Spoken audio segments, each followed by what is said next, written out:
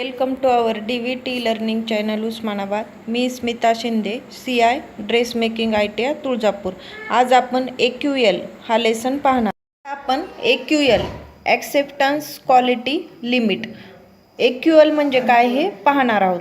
जेव्हा वस्त्र निर्यात उद्योगात गुणवत्ता येते तेव्हा AQL ही वारंवार वापरली जाणारी संज्ञा आहे. एक्सपोर्ट मार्केटसाठी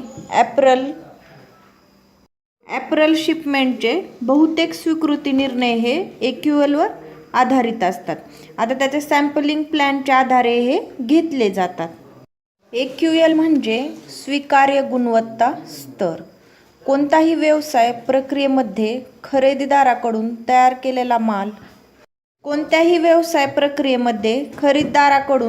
केलेला माल स्वीकारण्यापूर्वी वस्तूची तपासणी करणे हे गरजेचे असते. निर्यात वस्त्र क्षेत्रामध्ये हे खूप महत्त्वाचे आहे, कारण परदेशी खरेदीदारांना उत्पादनाच्या गुणवत्तेबद्दल ही नेहमी चिंता वाटते. ते उत्पादकास उत्पादनावरती AQL देतात.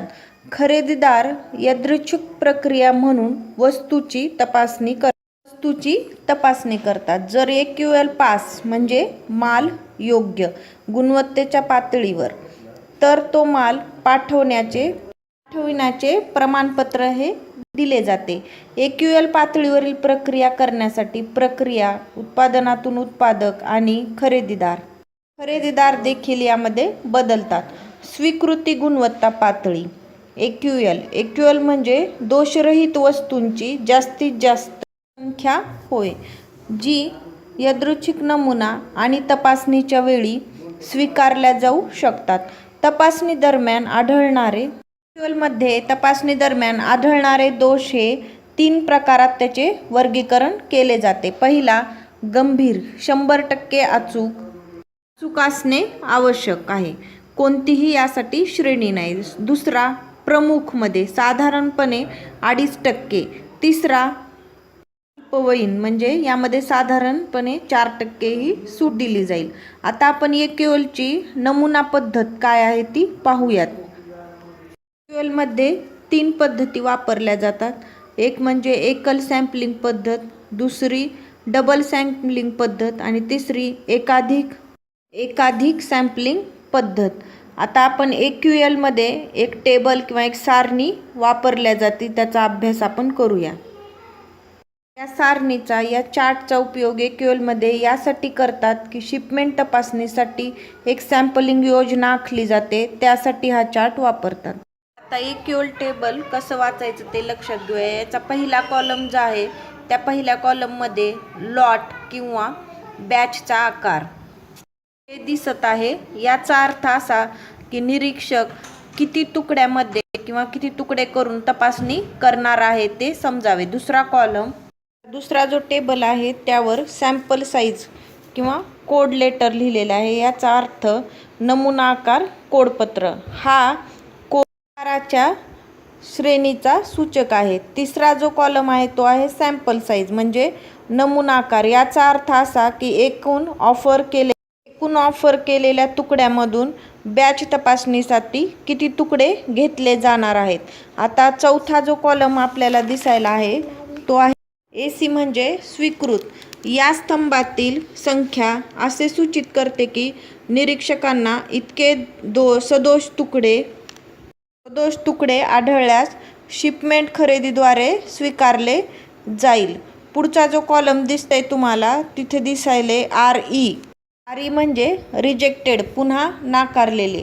या स्तंभातील दुसऱ्या बाजूला असे सूचित केले आहे की निरीक्षकांना सूचीबद्ध संख्येपेक्षा जास्त दोषपूर्ण तुकडे किंवा जास्त आढळल्यास ते नाकारले जाईल किंवा निर्मात्यास पुन्हा ऑफरसाठी विचारले जाईल.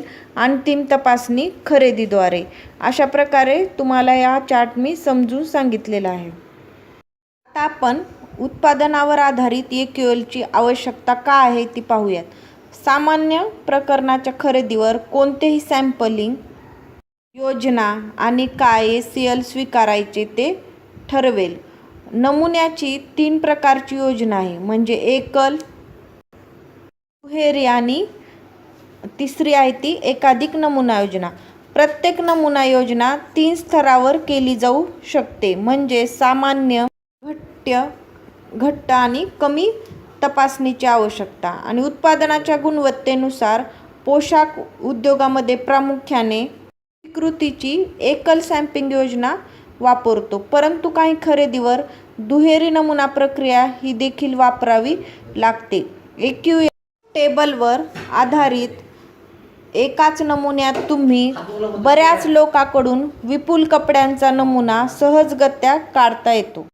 तसेच नमुना योजना देखील जास्तीत जास्त परवानगी असलेल्या दोषपूर्ण तुकड्यांना प्रदान करता येते. सदोष तुकड्यांना परवानगी असलेल्या संख्येपेक्षा कमी असल्यास तशी लॉट ही स्वीकारली जात नाही आणि सदोष तुकड्यांची संख्या परवानगीपेक्षा जर जास्त असल्यास ती देखील नाकारली जाते. म्हणजेच थोडक्यात सांगायचे असे की आपण स्वीकृतीचे नमुने हे घेणे 100% गरजेचे आहे.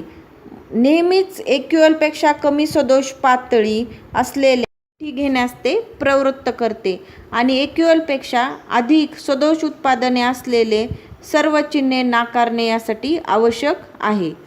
परंतु हे शक्य होत नाही, कारण स्वीकृतीचा निर्णय केवळ चिठ्ठीतून काढलेल्या छोट्या मोठ्या नमुन्याच्या आधारे हा घेतला जातो. त्यामुळे त्यात चुकीचा निर्णय घेण्याचा धोका हा देखील जास्त प्रमाणामध्ये वाढत असतो. आता आपण एकल नमुना योजना म्हणजे सामान्य तपासणी काय आहे ती पाहूया. 2.5% ACL आणि 1200 कपड्यांच्या आकाराचे आणि नमुना आकार 80 कपड्याचे याप्रमाणे उदाहरण घ्या. समजा यामध्ये सदोषित कपड्यांची संख्या IS असेल तर एकूण स्वीकार्त काय आहे ते समजून घ्या. जर सापडलेले सदोष वस्त्र ते नकार किंवा पुन्हा तपासणीसाठी परत पाठवल्या गेलेले आहे. आता डबल नमुना योजना काय, त्यालाच आपण सामान्य तपासणी असे म्हणतो. सामान्य तपासणी पाहूया. यात AQL 0% आणि बरेच आकार म्हणजे बरेच साईजचे कपडे 1200 पॅटर्न आणि नमुना आकार 0 असेल.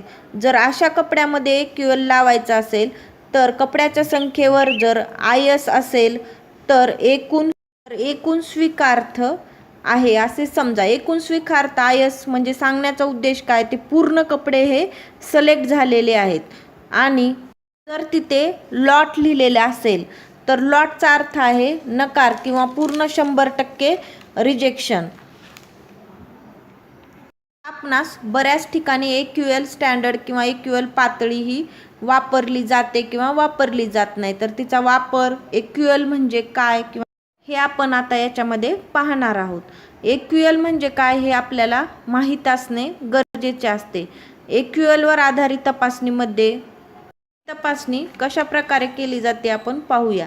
मान्य केलेल्या AQL पातळीनुसार सदोष वस्तूचे जहाज पाठवण्यास त्यासाठी परवानगी मिळते.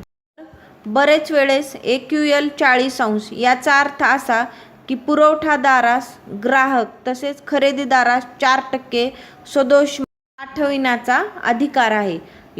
AQL योजनेनुसार उत्तीर्ण केलेल्या सर्व शिफ्टमध्ये निश्चित केलेल्या AQL कमी 0% दोषपूर्ण समावेश असेल याची हमी. उच्च टक्केवारी सदोष असलेले बरेच लोक AQL पास होणार किंवा नाही याची अशी काही शाश्वती देता येत नाही. निर्मात्याने साध्य केलेल्या गुणवत्तेच्या पातळीचे सूचक आपण असं गृहीत धरू की उत्पादकाच्या वस्तूमध्ये सदोष कपड्याची सरासरी दर हा 6% हा सदोष कपड्याचा दर, म्हणजे 6% कपडे हे ॲक्सेप्टेड किंवा स्वीकारलेल्या कपड्यांचा दर असतो. परंतु अंतिम तपासणीसाठी खरेदीद्वारे वापरलेला AQL हा 2.5 आहे. हे शक्य आहे की सदोष कपड्यांना घासण्यासाठी व्यापारास 100% तपासणीचा अवलंब करू शकेल, जेणेकरून खरेदीदार AQL 2.5 वर शिपमेंट किंवा अंतिम तपासणी तो पास करू शकेल. आता AQLचाच मूळ अर्थ असा आहे की स्वीकृत गुणवत्ता पातळी, म्हणजे दोषपूर्ण वस्तूची जास्तीत जास्त संख्यामध्ये निर्मिती करणे. अशा प्रकारे आपण AQL ॲक्सेप्टेबल क्वालिटी लिमिट हा पाठ पाहिला. हा आपणास समजला असेल अशी मी आशा करते.